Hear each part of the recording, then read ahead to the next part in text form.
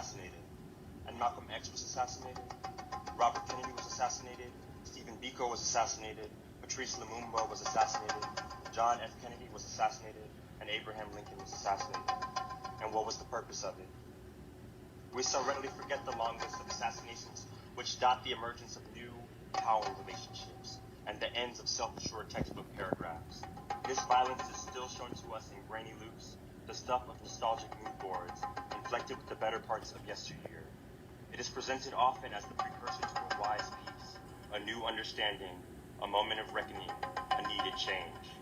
Not per se justified, in fact, terrifying, a marker of the difference between who we were and who we are now, how good we have it. But new days bring shattering new images, flickering across TV screens, the building of power unconstrained by agreements long thought settled. The hunger for some version of this place, of every place, unmarred by the complicated negotiations of power that characterize a functioning democracy. And as a student, however informally, and perhaps incompletely, of the black political canon, I cannot with any seriousness say that their tactics hold little hope of characterizing what the years to come will look like for us all. While I do not welcome violence as a contributing factor in political change, I would be a fantasist to not acknowledge the ways it has shaped my life. As a black American, born fewer than 130 years from the end of our last Civil War, life has from that of my own ancestors, who were brought to this country against their will by actors stridently committed to wielding violence for the very political project of constructing an empire, a financial system, a cadre of industries, an ever-growing influence globally, and soft power to match. A difference, I would underscore, that was not the result of charity, but of the grisly shot-by-shot establishment of an army comprised substantially of thousands of formerly enslaved black people, a contingent of the force that knew clearer perhaps than any other the meaning of freedom. But like all of our repeating tendencies, the wheels we turn around and around to some short-lived effect, if not some ultimate solace, fights reveal futilities, edges they cannot push beyond, ever-fleeting horizons of a better next time, ever better, purer ways to wield the same old tools to the same old ends that never seem to go to plan. Perhaps most notably, there was always greater violence that can be found, leveraged subtly and overtly, sometimes in states redubbing the same colonial relationships in postmodern terms, sometimes in the nooks and crannies of a society thought to have moved beyond its most literally fatal flaws, those spaces untouched and unmotivated by an appeal to a propriety so unyielding as to potentially include everyone and yet include no one at all. The simmer of generational resentment prevents any battle from being finished for too long. Instead, old fights are driven merely underground, for long enough to make the claim of victory and leverage it for whatever political currency it will yield. Nat Turner understood violence, its efficacy in liberating the body. Martin Luther King understood violence, the swiftness with which it can discard the veil of its own pacifism when challenged with truly radical change, the opportunity to liberate the bodies of many more black people, hopefully more durably, in uncovering it, showing that violence to itself. And 1 year, 1 month, 1 week, and 21 hours after we were shown to ourselves, why does the specter of political violence still loom so large in America today? Why larger for me, perhaps, than you? How are we to accept a peace so fragile that it feels instead like a prelude to war? Has it always felt this way? A slowly and persistently heightening terror, a bubbling of irresolvable tensions, a yawning yearn for some new age to emerge, and some final swift disjuncture which makes imaginable what was not before.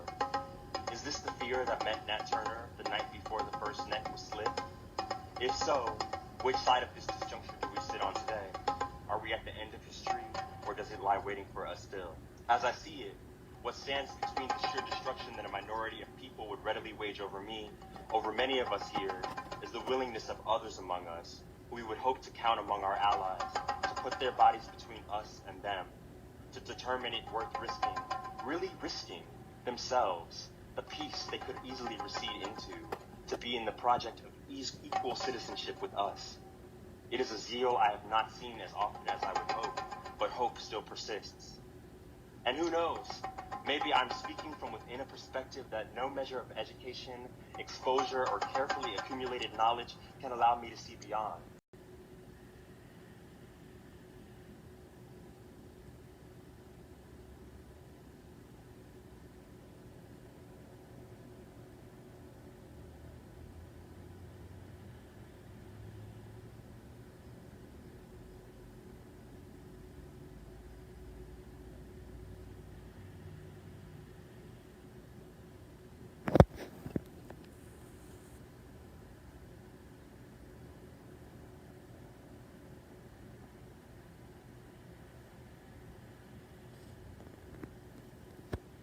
Some days my rage keeps me locked inside.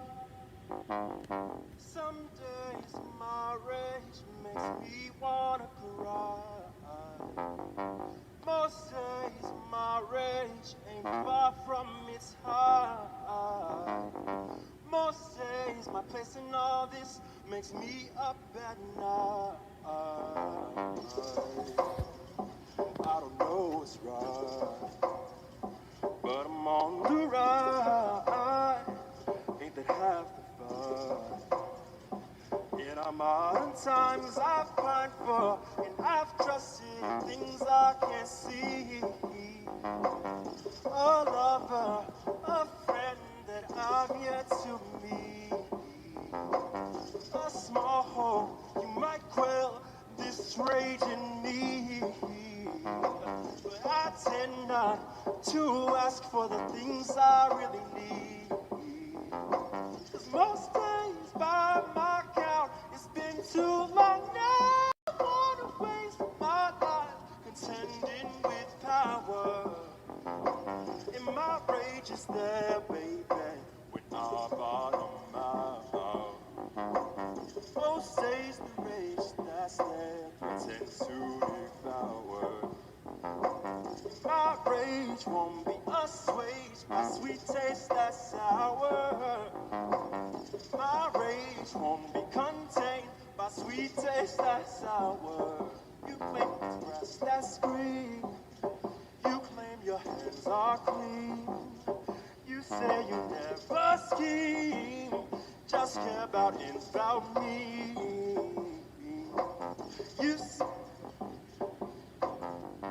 You say to toss my hope out upon your sea. Your land, your world, all built on belief. The same ocean you cross poaching people like me. Each one had hopes and dreams. You know the rage I mean.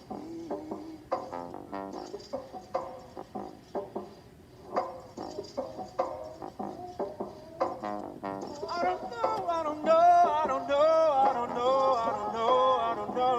if I can let it go. I don't know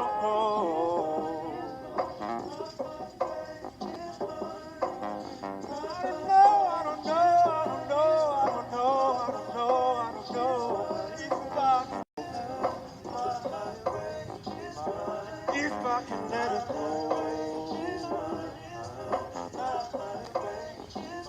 When it's all I've known, I've all.